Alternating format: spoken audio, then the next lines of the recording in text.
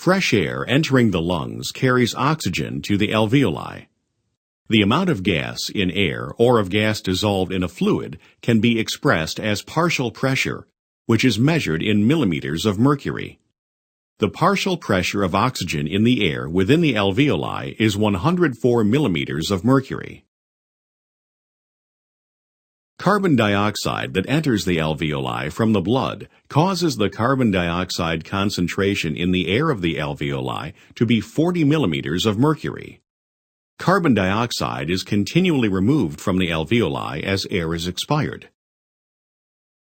Blood coming from the heart at the arterial ends of the pulmonary capillaries has a partial pressure of oxygen, or PO2, of 40 and a PCO2 of 45. Therefore, oxygen diffuses from the air in the alveoli into the blood, and carbon dioxide diffuses from the blood into the alveoli because of these differences in partial pressures. Oxygen and carbon dioxide diffuse until there is no difference in partial pressure in the air and the blood. At this point, there is no more net movement of O2 or CO2.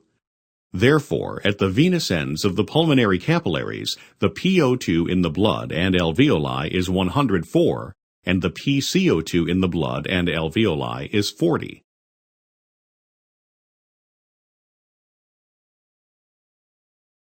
Some oxygen was removed from the blood to nourish lung tissue.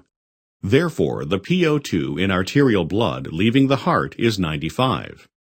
Oxygen diffuses out of the arterial ends of tissue capillaries into the tissue fluid, then into the cells, and carbon dioxide diffuses out of the cells into the tissue fluid, then into the blood because of differences in partial pressures.